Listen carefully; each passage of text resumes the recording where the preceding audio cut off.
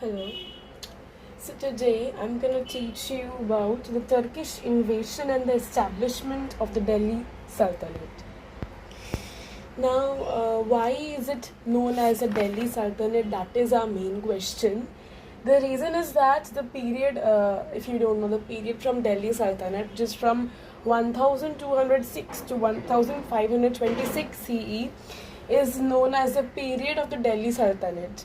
So, it was because the rulers who ruled during that period were known as sultans, yeah, and they ruled from Delhi, the capital city.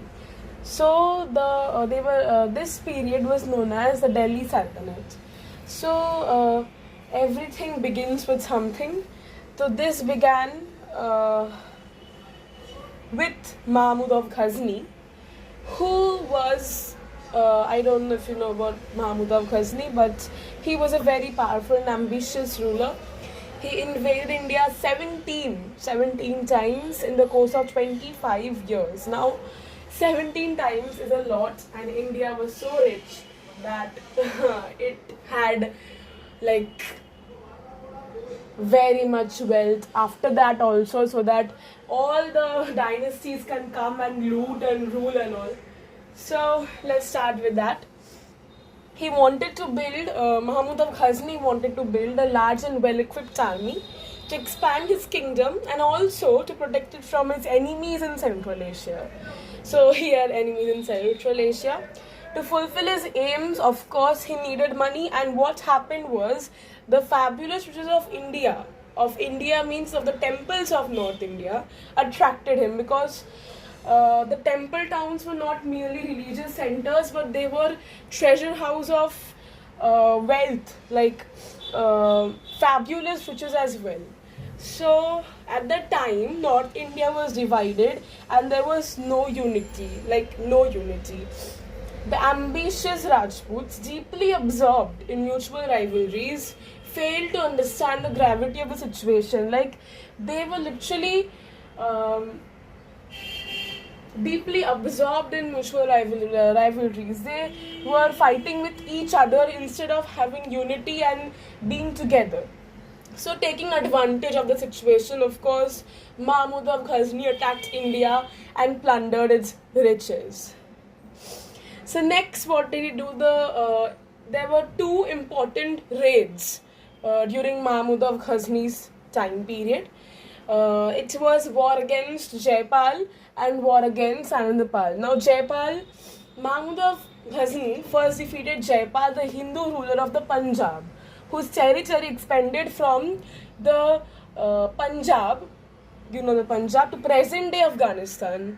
Now, it was not divided at that time, so present day Afghanistan. So, Jaipal was forced to pay tribute. Unable to bear the humiliation of his defeat, Jaipal burned himself to death. So, this was really common at that time. So, next comes war against Anandapal. Now, Anandapal was Jaipal's son and also his successor. He formed an alliance with the rulers of some of the important states of western and central India.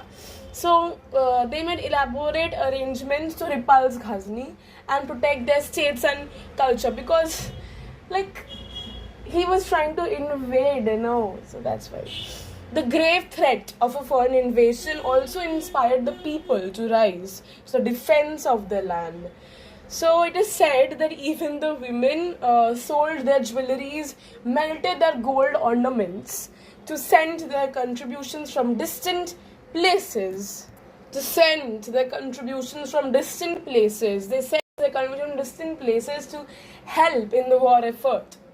However, at last Anandapal and his allies, like the other rulers, were defeated, and this led to the way for future inroads into the heart of India. So this was a huge blunder. Then later, most of Mahmud's attacks were directed towards the temple towns of North India. As I said, temple towns were not merely a religious center, but was treasure house of fabulous riches as well. So hundreds and thousands of temples were plundered and destroyed. The attack on the Somnath temple of Kathiawar was Mahmud's most ambitious and profitable, of course, expedition. The Indians put up a stubborn resistance to save the magnificent temple, which was the richest and the most sacred temple of the Hindus. So, after 3 days of fierce fighting, the entire defense force of 50,000, not one, not five, not 5,000, 50,000 soldiers lay dead. The victorious Mahmud, I should not say this, but yeah, he was the winner. He returned to his capital with immense treasures, including valuable works of art. So it was a drain of India. So Mahmud was a great military leader, of course, but he did not want to establish an Indian empire. Yeah. His interests lay in territorial expansion in Central Asia. Punjab was the only Indian province he annexed. Okay. Now, Sultan Mahmud drained away India's vast treasures, as I said earlier, to transform Ghazni, his capital city, into magnificent capital city. Ghazni was adorned with splendid mosques, libraries, and museum, and the court of Ghazni glittered with sparkling pearls and rubies and diamonds, which were not theirs. It was India's. They took it from there, and he took it from there and transformed his capital, which was nothing before, into a magnificent capital city. Yeah. Now, Mahmud was known as an idol breaker and a bandit, which I strongly agree with. Okay, operating on a large scale in the context of Indian history. However, he was a patron of art and learning and enjoyed the company of learned scholars and poets. If you don't know, the Persian poet Firdausi, who is the author of the great epic Shanam and also the great Persian historian, mathematician Al-Biruni, were among the eminent scholars patronized by him. So, the thing is, Mahmud's raids exposed the weaknesses of the northern states. Now, what was their weakness? What do you think? Please tell me in the comment section if you hear it. Paved the way for the conquest of India.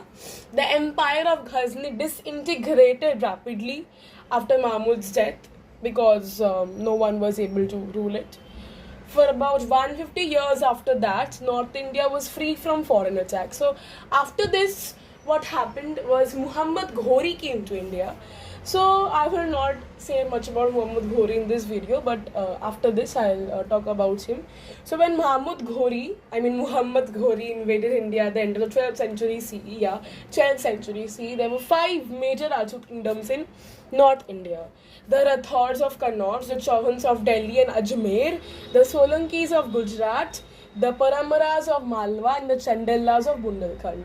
So next video we'll talk about Muhammad Ghori. For today, bye-bye. And please answer the question, what do you think was the weakness of North India, of the rulers of North India? Thank you.